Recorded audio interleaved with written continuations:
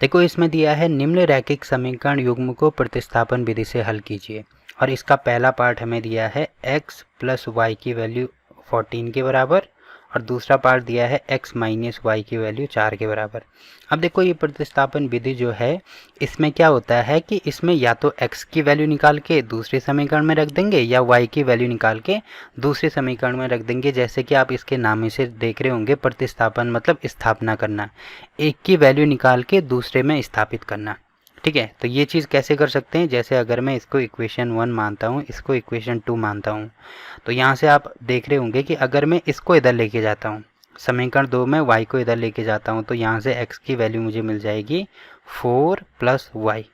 अब x की value हम समीकरण 1 में रखेंगे, तो यहाँ पर लिखेंगे x का मान समीकरण 1 में रखने पर, ठीक है, रखने पर। अब देखो समीकरण 1 में रखेंगे तो जहाँ पे x है वहाँ पे हमें ये वैल्यू रखनी है, तो उस कंडीशन में क्या हो जाएगा, x की जगह पे तो ये है यहाँ पे 4 प्लस वाई प्लस, अब देखो x की वैल्यू हमने ये रख दी, बाकी y जैसा है वैसे ही रहेगा, तो y बराबर ये हो जाएगा 14। तो आप देख रहे होंगे यहाँ पे 4 इंटू, अब देखो y प्लस वाई मतलब एक y ये है एक y ये है, तो y प्लस वाई ये हो जाएगा 2y, तो 2y की वैल्यू आ गई हमारे पास 14। ठीक है, अब इसको इधर लेके आएंगे क्योंकि मुझे अभी y की वैल्यू चाहिए ना, तो ये 4 जो है इसको इधर लेके आएंगे, तो यहाँ पे आएगा 2y बराबर 14 माइनस 4, तो 2y की वैल्यू आ गई यहाँ से 10। अब y की वैल्यू मुझे चाहिए तो 2 को नीचे लेके आएंगे, तो y की वैल्यू आई हमारे पास 10/2, तो 10/2 का मतलब y की वैल्यू आ गई 5।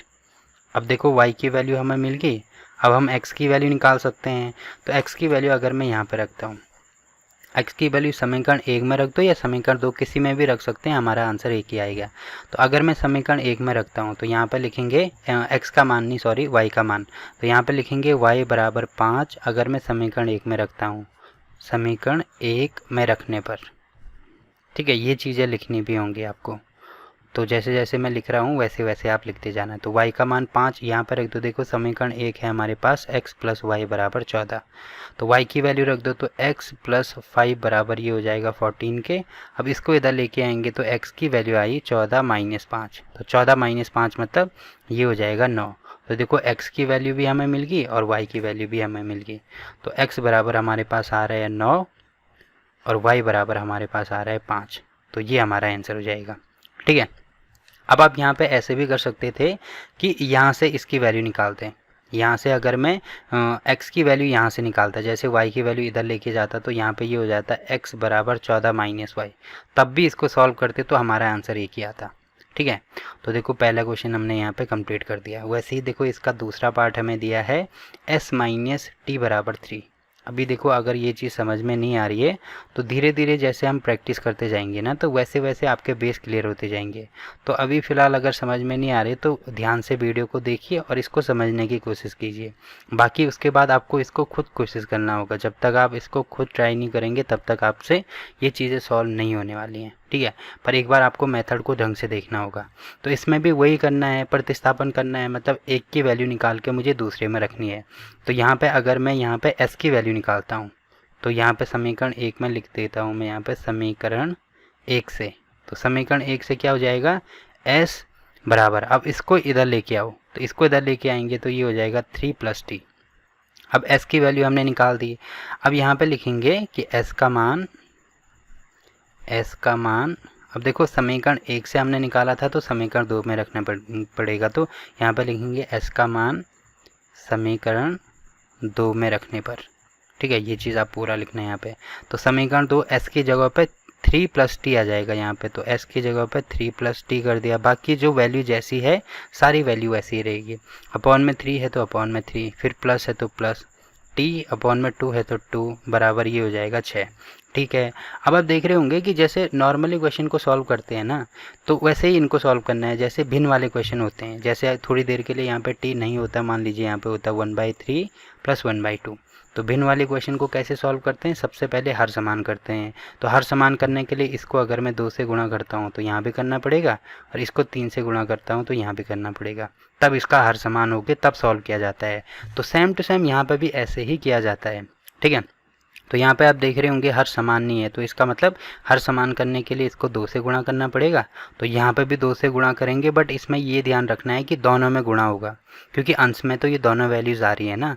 तो 2 का गुणा ऊपर भी कर दिया, नीचे भी कर दिया। वैसे 3 का गुणा यहाँ पे भी होगा, यहाँ पे भी होगा। अब हम गुणा करेंगे तो आप देखेंगे कि हर समान आ जाएगा।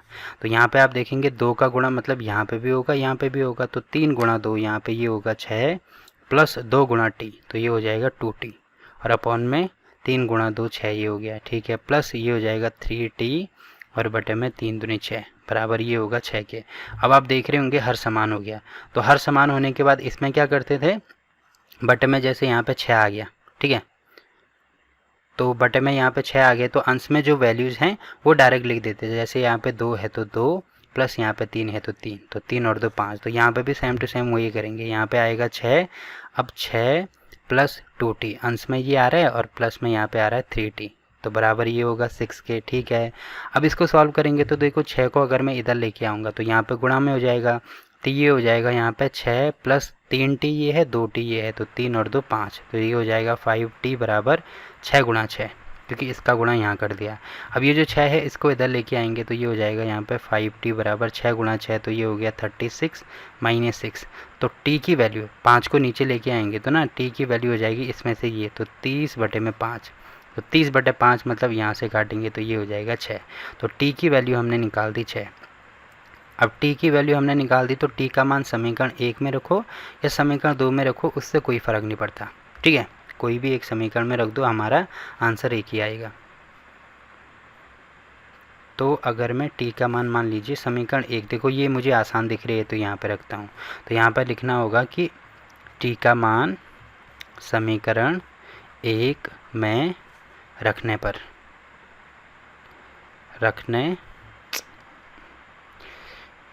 समीकरण 1 में रखने पर, ठीक है। तो समीकरण 1 क्या है हमारे पास, समीकरण 1 है हमारे पास s माइनस टी बराबर 3।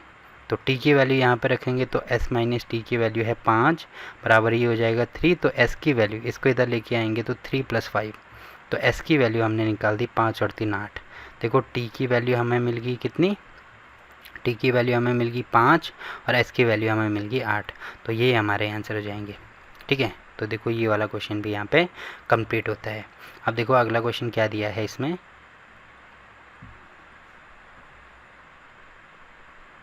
देखो यहाँ पे मैंने एक छोटी सी गलती कर दी। यहाँ पे जो एस नहीं, ये जो टी की वैल्यू है ये 6 आ रही थी हमारे पास, तो टी की वैल्यू यहाँ पे 6 होगी। तो 5 की जगह यहाँ पे क्या कर देंगे हम, 6 कर देंगे, ठीक है। तो इसको राइट हैंड साइड में लेके जाएंगे तो यहाँ पे 6 हो जाएगा। तो उसके बाद 6 और 3 ये हो जाएगा 9। तो एस की वैल्यू आएगी हमारे पास 9 और टी की वैल्यू हमारे पास आएगी 5, ठीक। तो देखो ये वाला क्वेश्चन यहाँ पे कंप्लीट होता है। अब देखो इसका अगला पार्ट क्या दिया है, तो देखो तीसरा पार्ट इसका ये हमें दिया है, तो इसको मैं इक्वेशन 1 मान लेता हूँ, इसको इक्वेशन 2 मान लेता हूँ। तो यहाँ से देखो अगर मैं y को इधर लेके आ जाता हूँ तो ये हो जाएगा 3x बराबर 3। अब y माइनस है तो इधर जाके प्लस हो गया। अब x की वैल्यू चाहिए तो इसको नीचे लेके आना पड़ेगा। तो x बराबर यहाँ पे हो गया 3 प्लस वाई अपॉन 3। अब x का मान समीकरण 2 में रखेंगे तो ये चीज़ आपको लिखनी भी होगी, ठीक है, कि x का मान समीकरण 2 में रखने पर। तो मैं डायरेक्ट लिख रहा हूँ यहाँ पे, तो ये हो जाएगा 9। अब x की वैल्यू रखनी है तो ये पूरी वैल्यू आ जाएगी, क्या है, 3 प्लस वाई अपॉन 3। तो ये पूरी वैल्यू है तो ये यहाँ पे आ गई। फिर माइनस है तो माइनस, 3y है तो 3y बराबर 9 है तो 9, ठीक है। अब इसको आगे सॉल्व करेंगे तो आप देख रहे होंगे यहाँ पे कि ये इसके साथ में मल्टीप्लिकेशन के साइन में है, यानी गुणे के साइन में है। जैसे 9 और कोष्टक के अंदर मैंने ऐसे लिख दिया 5/3। तो इसका मतलब ये होता है ना कि कोष्टक का मतलब ये गुणा में है 5/3। तो आप देख रहे होंगे इससे मैं इसको काट सकता हूँ। तो वैसे ही सेम टू सेम यहाँ पे भी करेंगे, तो इससे ये कैंसिल करेंगे तो आप देखेंगे यहाँ पे 3 आएगा, ठीक है। अब 3 आने का मतलब ये जो 3 है ये 3 का गुणा इसके साथ भी होगा, इसके साथ भी होगा। तो इन दोनों के साथ में होगा तो मैं यहाँ पे लिख देता हूँ।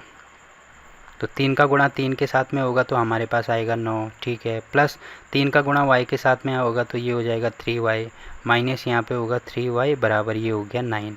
अब इसमें से देखो प्लस 3y है माइनस 3y है, तो ये दोनों आपस में क्या हो जाएंगे, कैंसिल हो जाएंगे। तो आप देखेंगे यहाँ पे 9 की वैल्यू 9 के बराबर आ रही है। देखो ये तो सॉल्व भी नहीं हो रहा है, तो सॉल्व हो रहा है ये, ठीक है। सॉल्व क्यों हो रहा है, क्योंकि ये ऐसी लाइनें हैं जो एक दूसरे को क्या करती हैं, एक दूसरे के ऊपर आती हैं, या हम इसको संपाती लाइन कह सकते हैं। कैसे, जैसे एग्जांपल के लिए अगर देखो ये दोनों, या ऐसे समझ सकते हैं कि ये दोनों लाइनें एक ही हैं। अब एक ही कैसे हैं, जैसे यहाँ पे 9 है, यहाँ पे 3 है, यहाँ पे 9 है, तो अगर मैं यहाँ से इसको 9 को 3 × 3 लिख दूँ तो 3, अगर देखो 3 यहाँ भी है, यहाँ भी है, 3 अगर मैंने यहाँ से कॉमन ले लिया तो ये होगा 3x - 3y = 9। अब इस 3 को नीचे लेके आएंगे तो यहाँ पे बटे में 3 हो जाएगा, तो इससे ये कैंसिल, तो यहाँ पे 3, मतलब 3x, देखो 3 कॉमन ले लिया था तो यहाँ से ये 3 हट जाएगा, ठीक है। तो ये हो जाएगा यहाँ पे 3x - y बराबर हो जाएगा हमारे पास कितना, 3। तो आप देख रहे होंगे कि ये वाली वही लाइन है जो यहाँ पे ऊपर आ रही थी, 3x - y = 3 और 3x - y = 3। तो ये एक दूसरे के संपाती होती हैं। तो संपाती होने का मतलब क्या है कि ये जो लाइनें हैं ये एक दूसरे के ऊपर आएंगे। अगर मैं नंबर लाइन में इसको प्लॉट करूं, एक बार मैं दिखा भी देता हूं जियोजेब्रा में, ठीक है। तो देखो पहली लाइन है हमारे पास 3x - y = 3, तो यहाँ पे मैं लिख देता हूँ 3x - y = 3, ये 2 नहीं 3 सॉरी। तो पहली लाइन तो ये हो गई, ठीक है, जो कि हमें यहाँ पे मिल रही है। अब दूसरी इक्वेशन क्या है हमारे पास, दूसरी इक्वेशन भी देखो क्या दी है, 9x - 3y = 9। तो यहाँ पे मैं इसको भी प्लॉट कर देता हूँ, तो यहाँ पे हो जाएगी 9x - 3y = 9। तो आप देख रहे होंगे कि ये एक दूसरे के ऊपर आ रही है। देखो दोनों लाइन एक जगह पे है ना, इक्वेशन 1 भी और इक्वेशन 2 भी एक ही जगह पे आ रही है, ठीक है। तो ये एक दूसरे के ऊपर आ रही हैं। एक दूसरे से ऊपर आने का मतलब क्या है कि ये दोनों लाइनें सेम ही हैं, आप यहाँ पे देख सकते हैं, ठीक है। ये देखो 3x - y = 3, ये लाइन इसकी भी है और दूसरी लाइन भी इसी की है, ठीक है। अगर मैं यहाँ पे देखो, अगर मैं इसका कलर चेंज करता हूँ, जैसे इसका मैंने अगर कलर चेंज कर दिया यहाँ पे, अगर मैं इसको रेड करता हूँ तो ये भी एक दूसरे के ऊपर ही आएगा, आप देख सकते हैं।